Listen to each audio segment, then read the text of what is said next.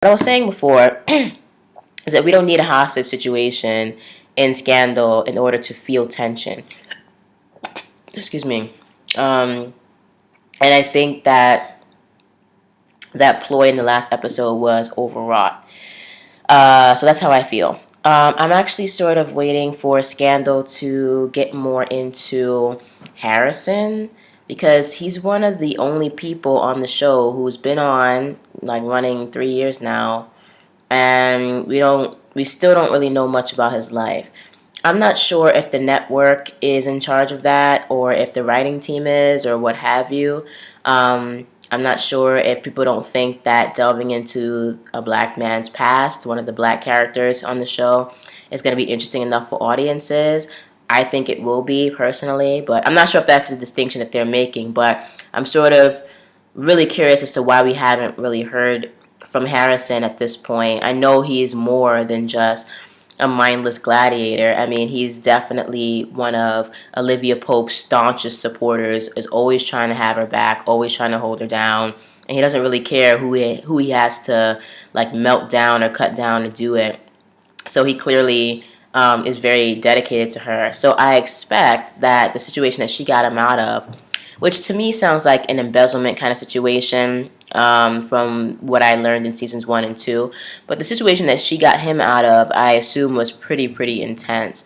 So I just sort of want to go more into who was Harrison right before Olivia and who he is now, and if there are any struggles that he's seeming to, deal with right now.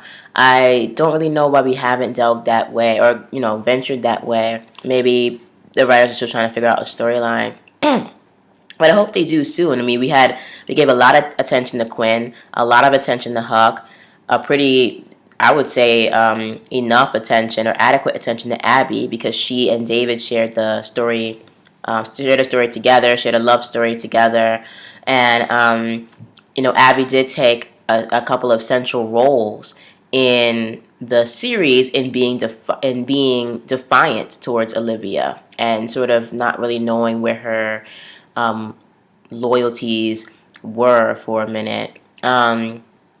And I felt like her past of being an abused and battered wife really played into many of the episode themes that we have seen throughout season 1 and 2. So I feel like she was given her due attention. So again, I'm still waiting on Harrison. So hopefully they'll do that.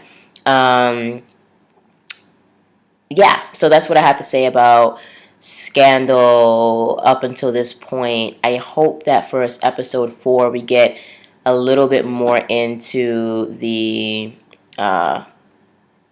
characters, slow it down a little bit. I didn't even really like the ending teaser of episode 3. I felt as though it was a little cheap, and I mean, I remember my reaction to it. I don't even remember what the teaser was, actually, which is pretty insane. But I can remember the ones for episodes 1 and 2. I just saw 3 like a couple of days ago, and I can't remember for the life of me what the teaser was at the end.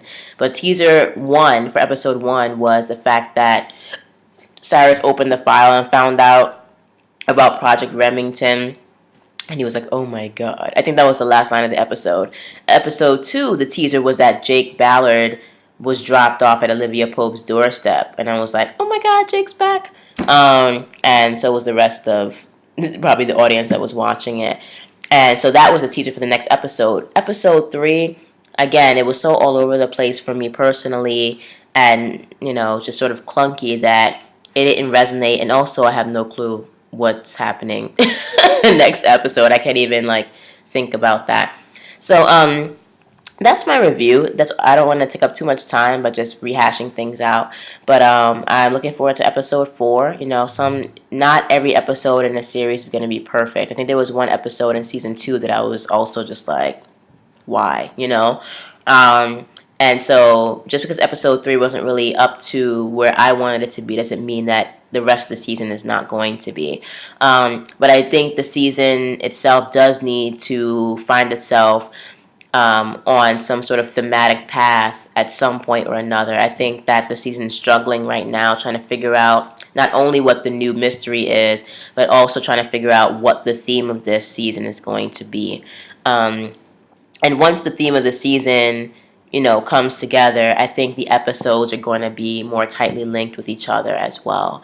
So I think that's probably the major challenge that is facing the writers now. And who knows, they might have solved it already, or they might be in the process of solving it. But I think once they solve that problem, more than likely, that's when we'll see more coherence and more cohesiveness between the episodes. And the episodes themselves will be like tighter units. So, we'll see what happens. I'm looking forward to it. In any case, this is Colby R. Rice checking out on my blog. It's www.colbyrrice.com, colbyrrice.com. And I'll be posting reviews on Scandal as well as Game of Thrones once that season starts to air next year, and also The Walking Dead.